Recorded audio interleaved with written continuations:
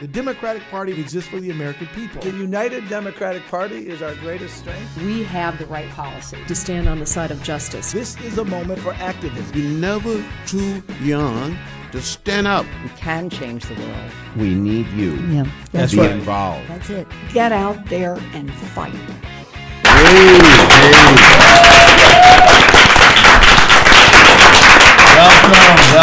Welcome everybody to Democrats Live. We're here today in the morning. Happy to be here. How do y'all feel? Y'all feeling good? Yeah.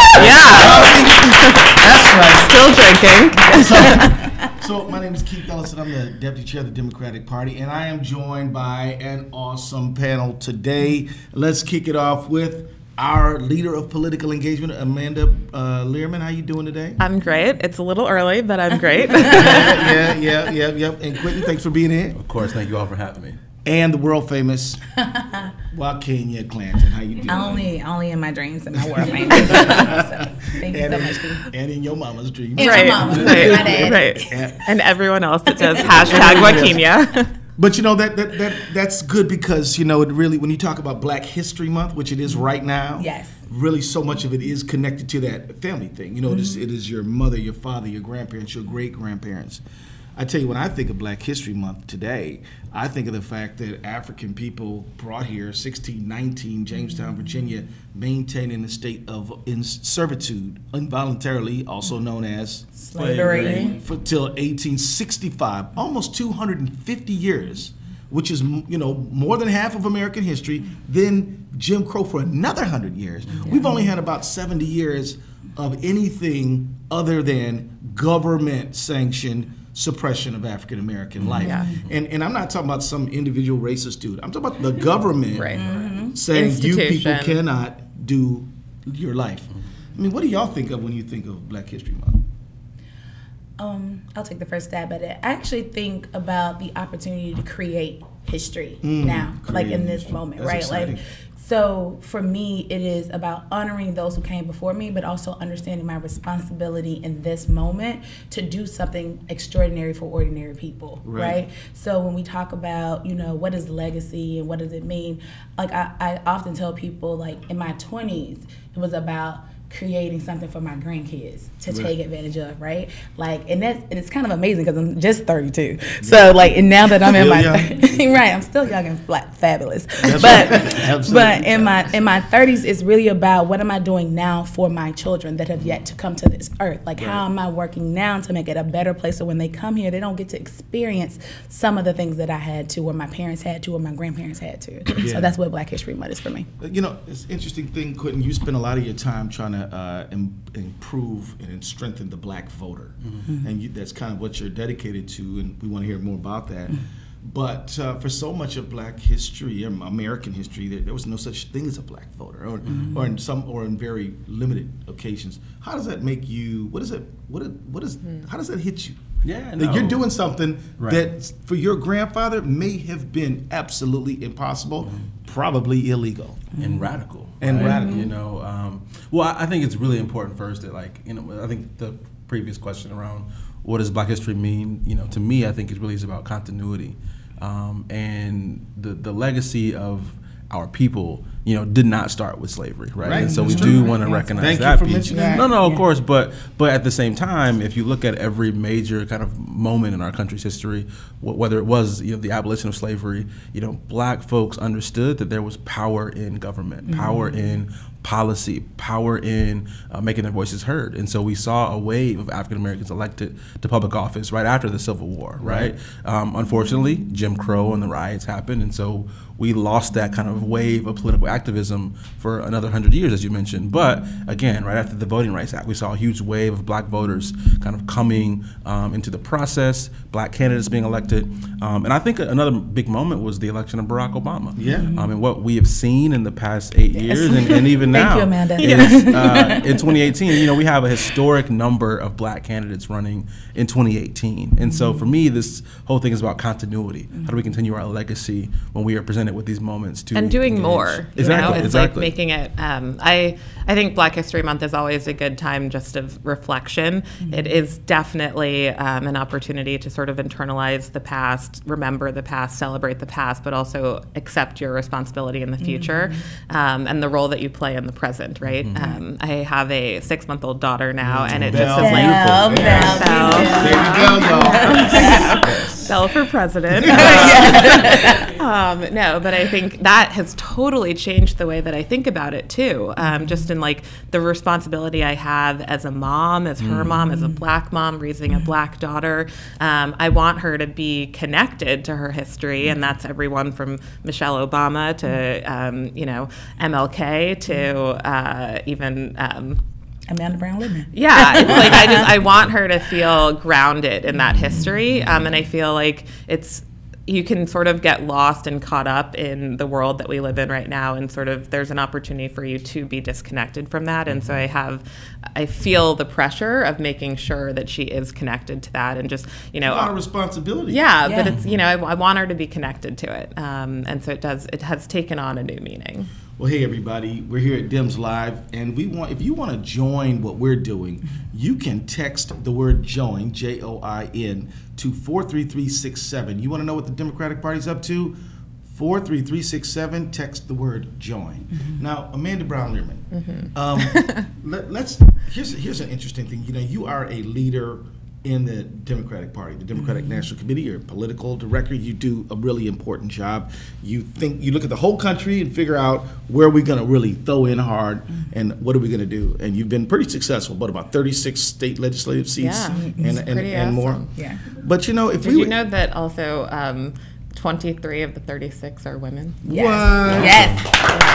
And 19 of those flipped seats, so it's women that are now in seats that men previously held. Well, all right. But the Democratic Party of maybe 80, 70 years ago was really two parties. It was a racist party in the South, and in the North it was different. I'm come from Minneapolis, and I can tell you that in 1948, Hubert H. Humphrey went to the Democratic National Convention in Philadelphia and said, we're going to walk out of the dark shadow of states' rights into the bright sunshine of human rights. And then the Southern Democrats walked out of the convention, walked into the Dixiecrats, and then walked into the Republican Party. But you're now a leader in this institution that used to have that legacy. What does that mean to you?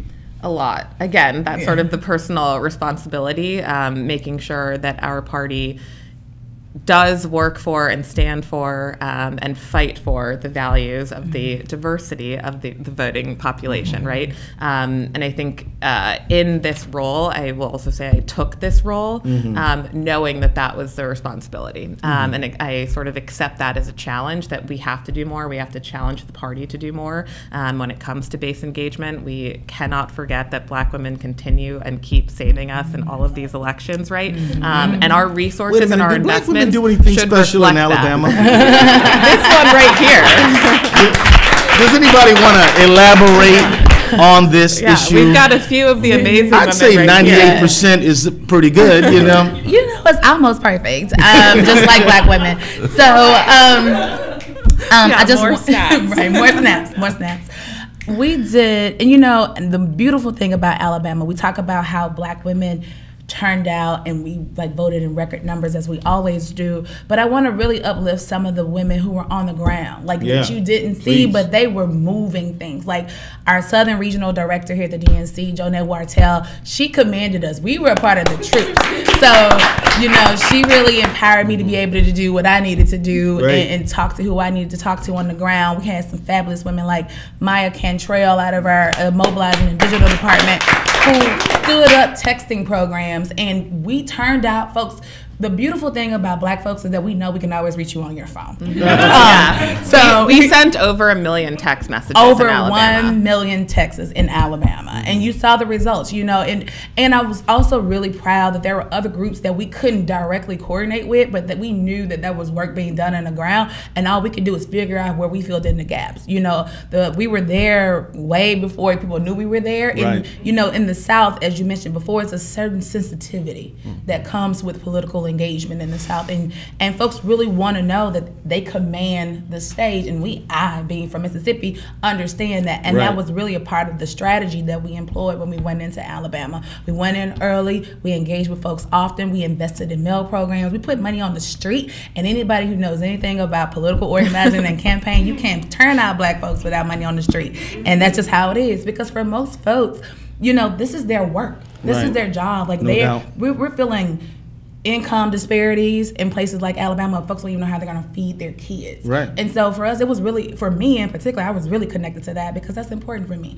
I know those people. And I think the conversation within this building about how to direct the strategy, right? Mm-hmm. It was well informed by those voices, by those leaders, by the voters on the ground. We listened. Oh boy, listening. What a concept. We listened to Congressman Sewell, who helped us figure out where the gaps were on the ground, helped us identify that. And, we had folks on the ground that were talking to the local leaders, talking to young people, going to churches, listening, and then putting the resources into those communities. And we hired folks from that community, right? Like that was the most important thing we did. So we didn't load up a bus full of kids from Georgetown and drive them all the way to Alabama to tell everybody in Alabama what they need to be doing? No. That was not the strategy, right? That is not how you make good soup.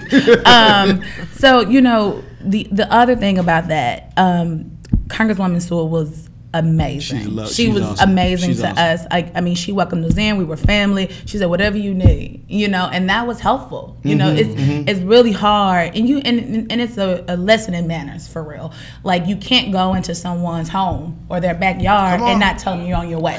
So, and not show up, but tell them you're on your way so they can prepare for you. And that's what happened. We had some incredible folks on the ground, like a lot of the state reps, like Laura Hall and Wanda Gavan and Marika Coleman, Anthony Daniels, local commissioners, it was, and our DNC members, I really had to give it up to the Alabama DNC Black Caucus, because those folks, when we called on Janet May, she mobilized folks for us in Montgomery. Same thing with Reverend Joe Reed, Dr. Joe Reed. We had folks who were really, really committed to helping us do this work, and we did it together. We can't take credit for that. We have to take it together. Quentin, let me just ask you this. So, because black women and men mobilized in Alabama, Alabamians of all colors were able to avoid Roy Moore, who was dangerous to everyone. The world. The whole world. And actually was able to get in a pretty good candidate. Doug Jones, who has this tremendous legacy of holding terrorists accountable who murdered 4 little girls. What about black political activism as a net benefit to all Americans of all colors? I think that so often when I think of African American political participation, I think of how that contribution has really made the whole country a better place. Of course, of course. You want to elaborate on that? No, of course. And I think one thing I also want to bring into the space is that black people have always thought about this work as permanent interests and not permanent friends, right? Yeah. And so when I think about Alabama, I think about what's going to happen this year in 2018.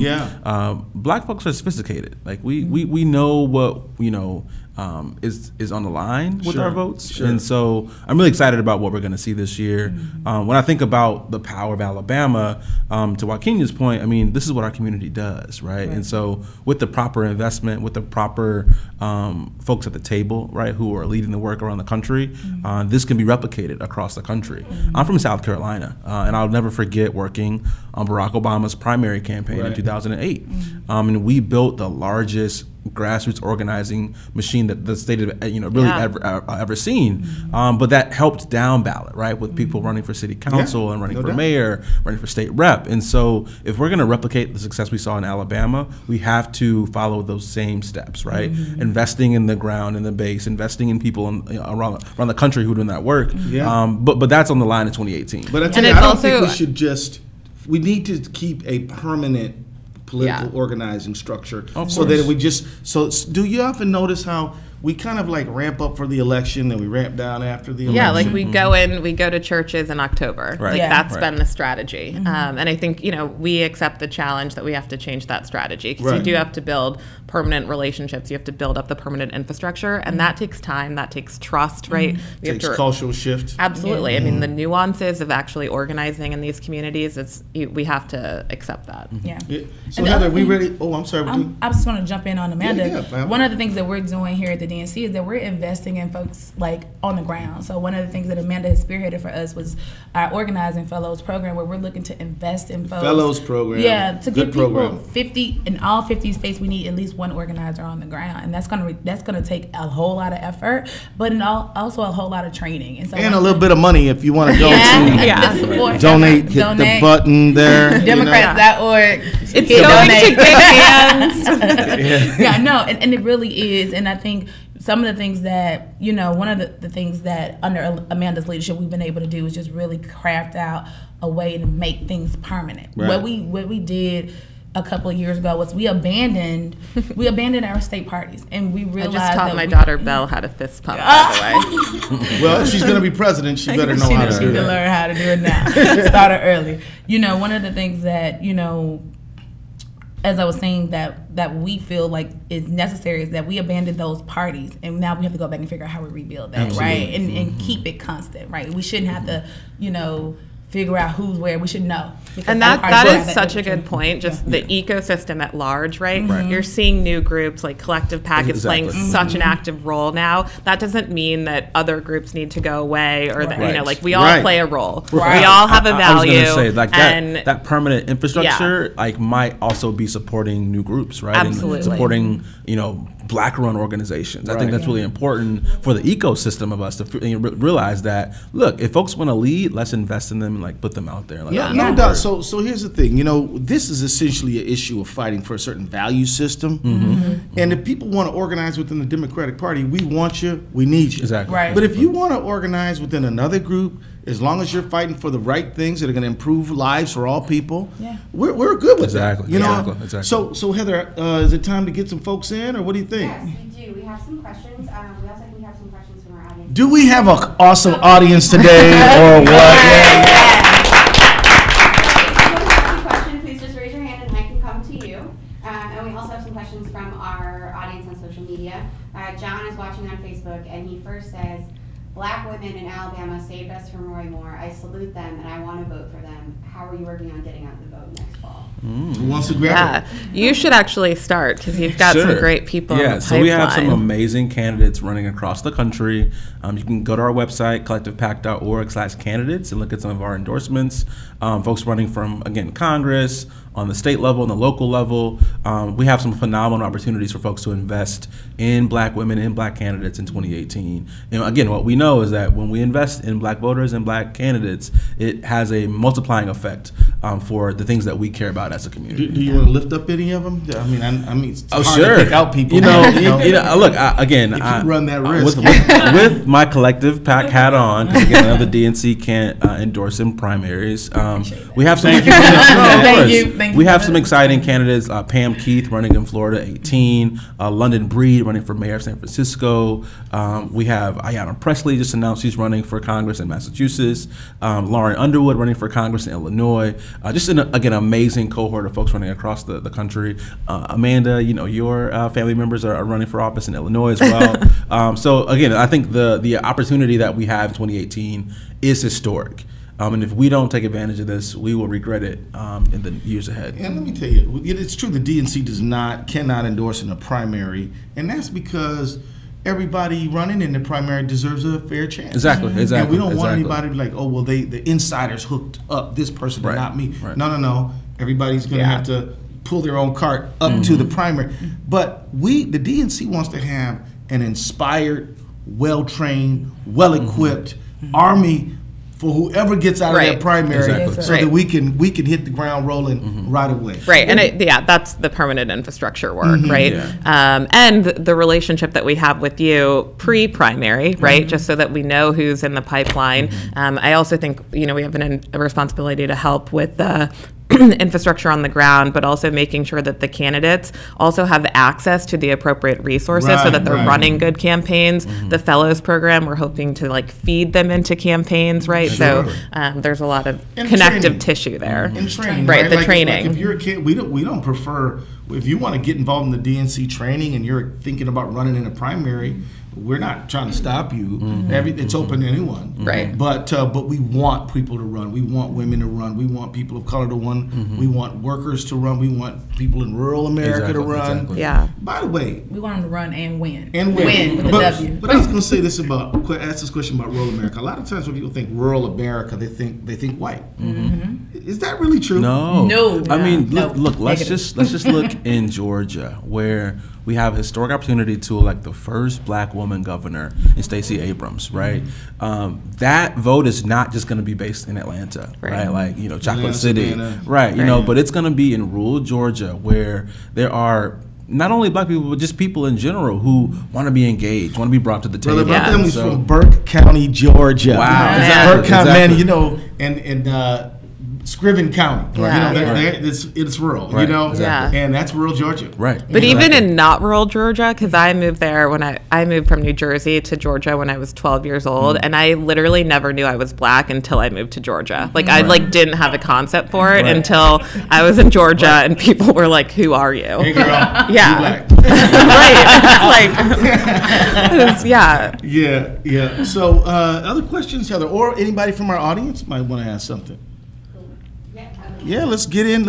We got a killer audience today. Yes. Good morning, panel. Good morning. Good morning. Introduce yourself. My name's Jonay, and I have a question for you. Yes. Is it okay if I say? Okay, so my question is this. A lot of the discussion in a Trump presidency is around candidate politics versus policy politics. Some people, they care about certain issues. They care about gun control. They care about health care. And they don't always see the candidates running locally or the candidates running at a federal level reflecting the issues that they care about most. So especially in the younger generation of activists who say, I don't see my issues represented. I don't know if it's important for me to show up at the polls on election day. What would you say is the best way to help have conversations that thread the needle between policy change and candidate politics and getting the right people elected? That's a great question. Anybody want to start on that one? Can I start with? Oh, No, go ahead. I think that's a really critical question, right? Is like people feeling impact from their vote, and not in 8 years, like immediately. And if we don't figure out as a party, as folks working with candidates, putting my own self on the line here, how to make that happen, then we're going to be in trouble, right? Especially with young black voters. So when we talk about criminal justice reform, the thing that I have noticed with President Trump is that during the campaign, he made a lot of promises, but he's doing his best to make sure people feel his actions for good and bad, right? Whether you are flying into this country during his first days in office, you're going to feel the impact of what he fought about and campaigned for. We got to do the same thing on our side. And I don't know what that looks like in, real day-to-day policy each and every time, but it has to happen in 2018 if we're going to continue to take back our country from the folks who've hijacked it at this moment. Jonay, let me tell you. So I would say to any young person, African Americans, anyone, if you have an issue that you're burning for and you have a strong passion for, don't wait till the election. Don't wait till election day. Get way in front of it. Get with some people you agree with. Get yourself some questionnaires. Don't make them too long. and send them to these candidates and say, if you want our group to support you, you got to be down on this. And that is the way you make an issue, an election issue, a candidate issue. Don't wait till election to be like, oh, well, he didn't vote or she didn't stand for this, so I'm not voting. Get in front of it and look, it's February, it's Black History Month, 2018. Now is the time to make those candidates take a position on the things you care about. It's also, you have to hold them accountable once they're in office, for too. sure.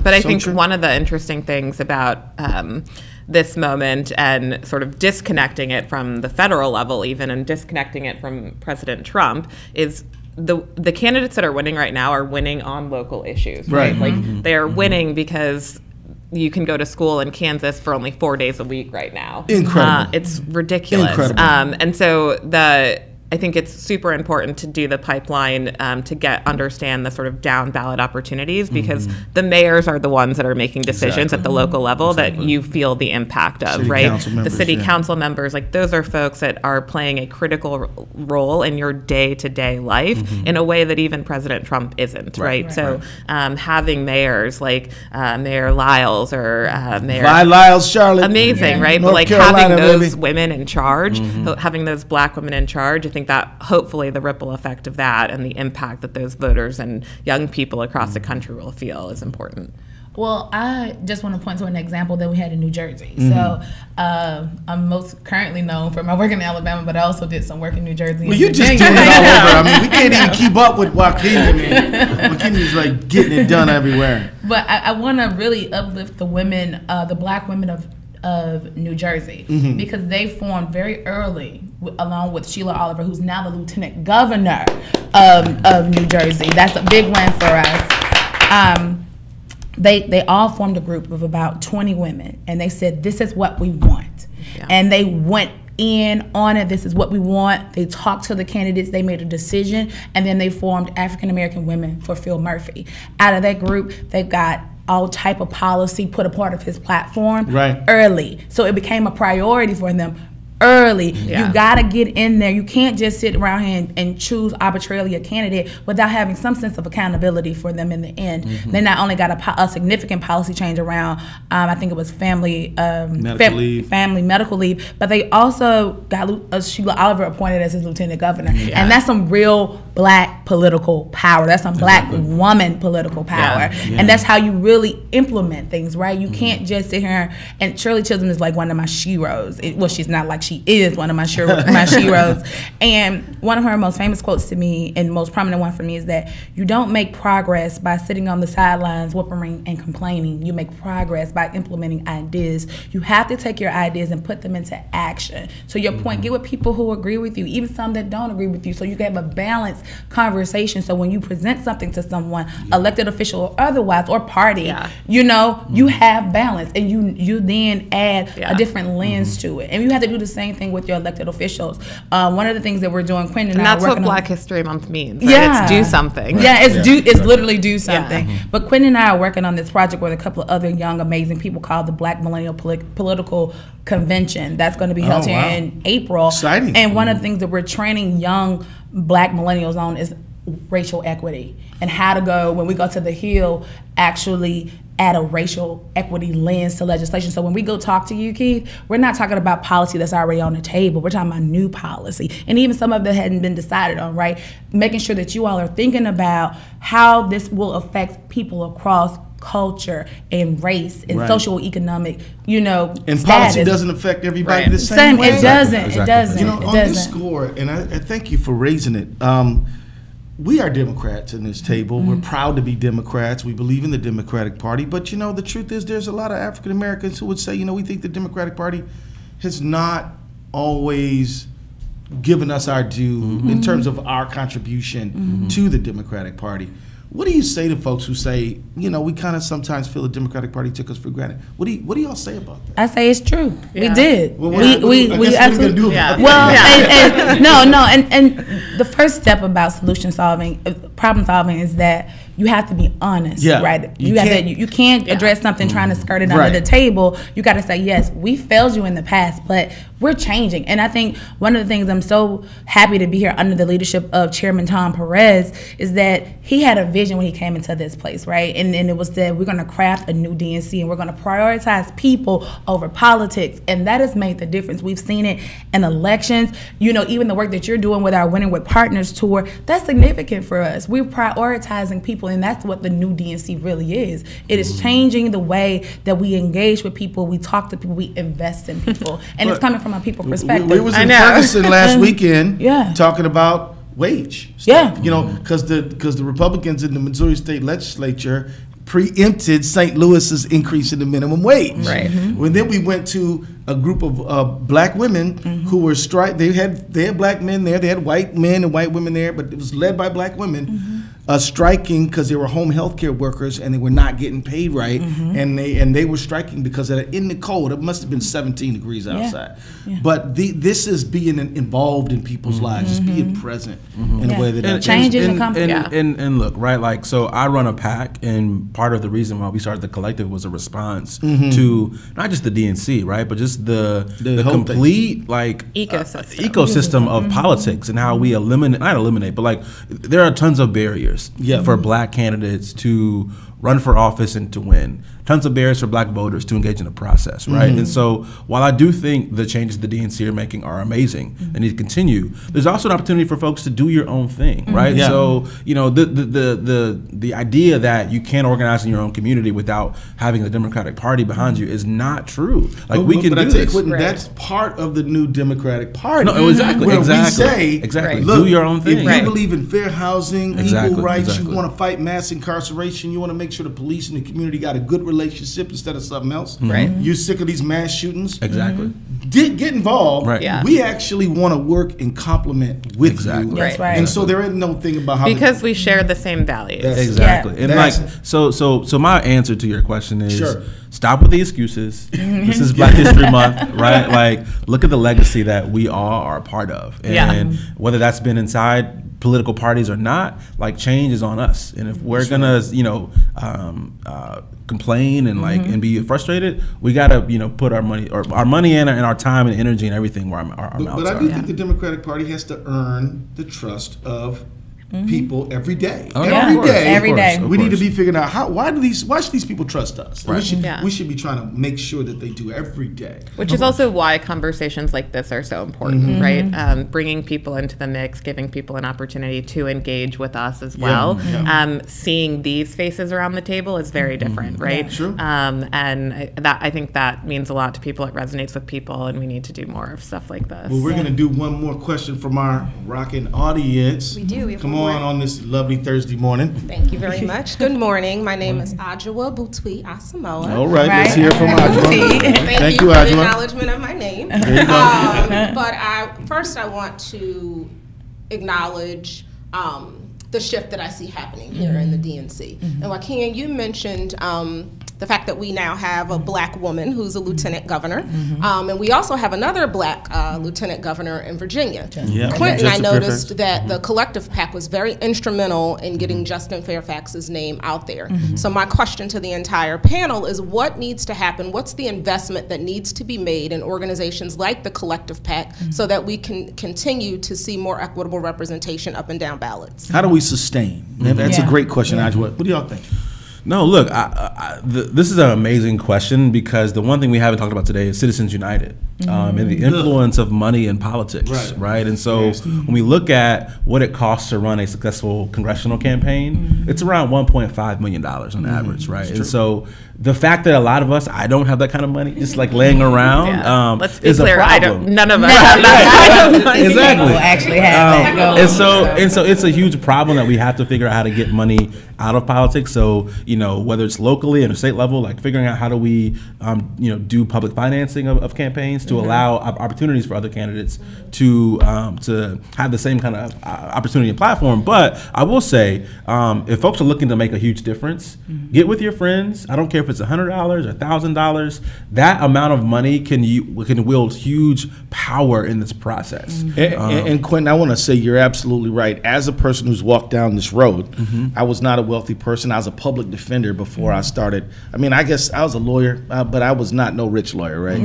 And so what I did is I just went to the people who the community I've been serving for 20 years and said, would y'all support my campaign? And them 10s and them 20s came in and it worked out.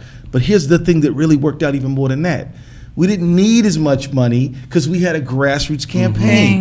We didn't have a TV campaign. I wasn't trying to get like 13 points on a mass market television. I know what I was trying to do is get some canvassers, some street money, so they could be on the ground helping me canvass, and that is really how we carry the day. So I believe that the way that that candidates who've traditionally not been the preferred candidate can win is by switching to grassroots campaigns and focusing on high volume of low dollar donors. Because let me tell you, man, and I'm just gonna tell on us. This is Republicans and Democrats. One of the problems with politics today is that when most party apparatuses, not just the Democrats, but all, this is a bias we're trying to fix. They say, well, let's get the self-funder. Let's get the person who's already rich. Now, of course, if that's what they do, there's a lot of white people cut out of that scenario, and nearly all black people are cut out, unless you're Oprah. You're cut out of that. So this money in politics is a problem, but the way to beat it until we change the law is people-oriented grassroots campaign. And the way to, I think that's definitely true. There's also, I think we're forgetting part of the conversation, which is the fact that if there is money in politics, we've got to make sure that that money is going into entities, right? So that's absolutely true. And that's definitely part of the equation. And that's based on a demand. Yeah, and it doesn't, the collective PAC should not be only funded by black people. Justin Fairfax should not be funded by black donors. There's solely. So like black candidates certainly benefit white and Latino, Asian, all people. I mean, and that's a point I was trying to make earlier. No, exactly. Who do you find so often fighting for fair housing, fairness in the criminal justice system, fairness with regard to our environment in terms of who bears the brunt of bad water like Flint? The people impacted. The people impacted. So let's get them involved and let's do that. Hey, I think we've pretty much covered, we haven't covered it all by any means, but we've run to the end of our time. We'll just have to do it again. We have marching orders. Yes. But as I wrap up, I just want to remind everybody that, look, our number, if you want to get involved and stay involved in 2018, text JOIN to 43367. And I also want to urge you all to go to iwillvote.com. I will vote. willvote.com. Go there and get involved. We need your help. We have a country to save. African Americans are part of leading this thing, man. And you can be a very impactful person in this moment if you do. Any final comments you got? I just want to just really encourage folks to get involved and stay involved. It's super important for us. I mean, there's a lot of work to be done, and we're moving on a lot of things, particularly our I Will Vote, thank you Keith for the plugs, program, which is going to allow us to do some work around voter commitment, voter registration, voter participation, as well as voter protection. And so that's really, really big for black folks. We have an amazing... We got to do a show on voter protection. Listen, I'm ready. Because, it's something that I think we don't talk about as much as we should, and we need to prioritize that. The conversation around the Voting Rights Act has really trickled down, and I think it's because of the nature of the climate that we're in, but we have to remain vigilant in the work that we're doing around that. Thank you. Hey, Quentin? Final thoughts. We are the change that we seek. And so don't look for somebody to come save you. Don't look for the party to save you. Get involved, be a part of it. You are that change that you want to seek. And when they go low, let's go to the polls. Yes. Right. They go low, we go to the polls. I like that one. That's a good one. Hey, look, this is Keith Ellison, Deputy Chair DNC, and on behalf of our political director, Amanda Brown-Lierman, Waikinya Clanton, who just kicks butt. That's her title, butt kicker everywhere. And Quentin James of Collective PAC. Thank you all for tuning in. Come back next time to Democrats Live, and we'll see you next time, everybody. Awesome.